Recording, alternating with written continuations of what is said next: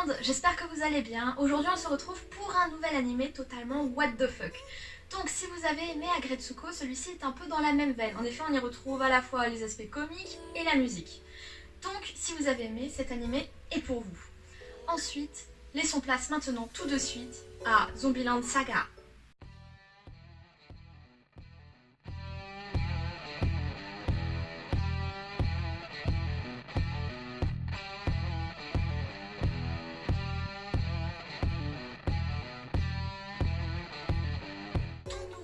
Dans un monde absolument parfait, dégoulinant de bons sentiments, c'est bien rose, bien mièvre, bien bisounours comme nous pourrons dire. Et nous nous retrouvons avec une jeune héroïne qui s'appelle Sakura Minamoto, ici même, qui est très mignonne, très optimiste, dynamique et très maladroite aussi. Alors qu'elle se rend en cours, tout simplement comme chaque jour, elle va tout simplement oublier de faire une chose très primordiale, soit regarder à gauche ou à droite qu'il n'y ait pas de voiture. Et forcément, ce jour-ci, elle se fait percuter par une voiture. Et cela en moins de 2 minutes d'animé. Donc forcément, vous comprenez, notre héroïne est morte. Voilà. Peu après, elle se réveille dans une chambre qui est totalement noire. Elle est seule, le sol grince et porte aussi, elle a peur. Et surtout, elle ne se souvient absolument pas de ce qu'il s'est passé. Donc elle se lève, elle décide de partir. Et là, forcément, alors qu'elle regarde qu'il pleut dehors et qu'elle a peur encore une fois, elle entend du bruit, elle tourne la tête et là, une fille saute à travers la fenêtre et la percute de plein fouet. Elle se met à hurler, elle ne comprend absolument pas ce qui lui arrive. En même temps, si vous étiez dans son cas, est-ce que vous auriez compris? Non, je ne pense pas. Et forcément, ce qu'elle va faire, c'est essayer de se sauver. Donc à travers le couloir, elle va essayer d'ouvrir plusieurs portes. Dès qu'une seule va réussir à s'ouvrir, elle va se jeter dedans et la refermer. Et elle va commencer à essayer de reculer petit à petit pour essayer tout simplement de se mettre le plus loin possible de cette menace. Sauf que elle tombe, mais elle tombe pas sur n'importe quoi, non, sur une horde de zombies. Oui, plusieurs zombies d'un coup, en plus d'une seule. Donc elle se met à hurler, elle a peur, elle est effrayée et elle va tomber sur une espèce d'objet qu'elle va réussir à abattre sur la première zombie qui va essayer de la bouffer pour se sauver à nouveau. Ce coup-ci, elle arrive tout simplement à aller dehors et à s'échapper. Sauf que forcément, alors qu'elle s'enfuit, elle va alors rencontrer une nouvelle personne. Cette personne, c'est un policier qui va essayer de l'aider du moins, jusqu'à ce qu'elle s'approche de lui. En effet, elle n'est plus tout à fait normale elle aussi, elle ressemble plutôt à ça en fait. Donc forcément, c'est pas très humain, vous comprenez.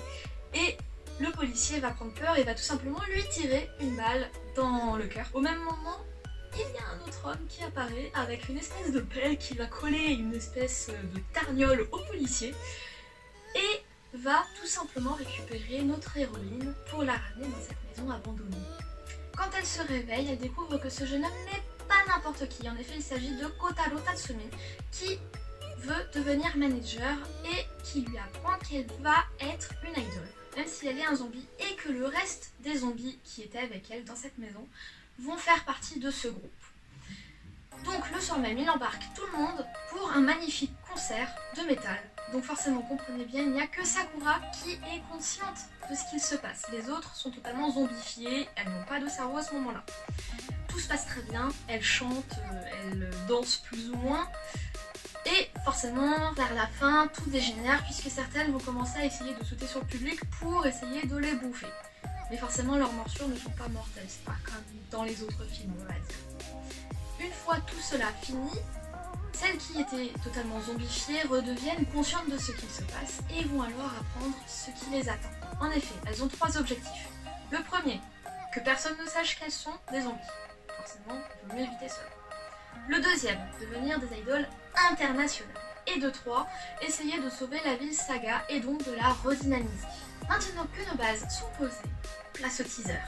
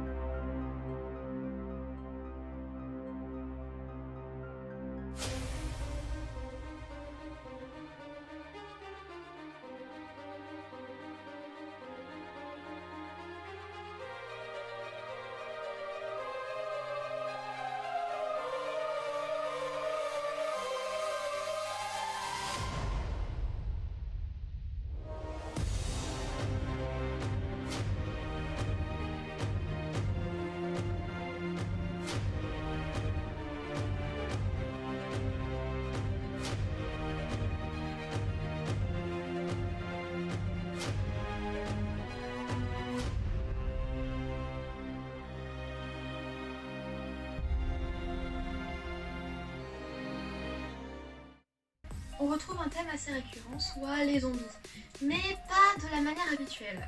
Ce coup-ci, on est là plus du côté comique et du côté musical. Donc ce qui est assez étrange, il faut l'avouer, mais qui reste quand même très plaisant. En effet, cet animé est là pour vous aider à vous détendre, à vous donner du plaisir, tout simplement, en écoutant de la musique et en voyant des moments totalement décalés. Et surtout, nous avons une ribambelle de personnages hauts en couleur. Nous avons tout d'abord notre héroïne principale, qui est Sakura Minamoto, comme nous l'avons vu un peu plus tôt, qui est une personne très attachante, très mignonne. Puis nous avons Nikaido Saki, qui est une ancienne chef de gang des années 90. Et oui. Puis nous avons Mizuno Ai, qui était une ancienne idole du même temps que Sakura, dont celle-ci était tout simplement fan. Et nous avons ensuite Kono Junko, qui elle aussi est une ancienne idole, mais qui date de plus de 35 ans. Puis nous avons Yugiri, qui est une ancienne courtisane de l'époque Meiji, donc ça date un peu, il faut l'avouer. Et nous avons aussi Hoshikawa Lily, une ancienne actrice enfant, comme vous pouvez le voir, très très mignonne, notamment sous sa forme zombie qui est celle avec le grand cœur qui a tendance à exploser quand ses sentiments vont un peu trop fort. Et enfin nous avons Yamada Tae qui reste tout simplement une zombie qui n'a pas conscience de ce qu'elle est, qui n'a qu'une seule envie, c'est de manger. Et enfin forcément le fameux manager qui lui est totalement excentrique et totalement pété du cerveau. Un point que je trouve très intéressant dans cet animé est tout simplement le mélange de toutes ces différentes périodes dans lesquelles les filles ont vécu et qui impactent à la fois leur musique, leur caractère, mais aussi leur perception de la société. Par ailleurs, cet animé permet à la fois de comprendre le métier d'idol, mais aussi de manager et toutes les difficultés et contraintes qu'il peut y avoir. Mais aussi comment des jeunes zombies peuvent réussir à aller de l'avant en affrontant à la fois leur passé, mais aussi leur mort. Finalement, j'ai beaucoup apprécié cet animé. Et surtout, je me souviens d'une phrase en particulier qui m'avait fait énormément rire sur le moment. Donc celle-ci, c'était en effet Saki, donc celle qui est l'ancienne chef d'un ancien gang des années 90, qui sort tout simplement une fois qu'elle apprend qu'elle est morte, qu'elle est une zombie. Et merde, mon Tamagotchi doit aussi être mort. Voilà. Donc, comme vous pouvez le comprendre, en effet, vous allez avoir plein de petites situations cocasses avec leur mort et ce que ça a pu entraîner. Les personnages, avec leurs différentes personnalités, sont extrêmement attachantes, ainsi que le manager, forcément, et ce chien qui est une mascotte du groupe, qui est extrêmement mignon, sauf quand il devient comme ça. Il faut avouer, il fait un petit peu peur. Et forcément, cet animé nous donne tout simplement envie de profiter à la fois des situations, mais aussi de la musique. Donc en effet, on retrouve à la fois du hard rock, du rap, de la pop, ça passe un peu partout et c'est extrêmement bien fait. Donc j'étais très particulièrement surprise. Donc si vous l'avez déjà vu ou non, n'hésitez pas à laisser un commentaire en bas. Je m'y ferai un plaisir d'y répondre. Ensuite, si jamais vous ne l'êtes pas encore, vous pouvez vous abonner à notre chaîne YouTube, tout simplement en cliquant sur le bouton s'abonner. Et vous pouvez aussi laisser un like, ça fait toujours plaisir. Ensuite, vous pouvez aussi nous retrouver sur nos réseaux sociaux qui sont Facebook, Twitter et Instagram. Sur ce, bye!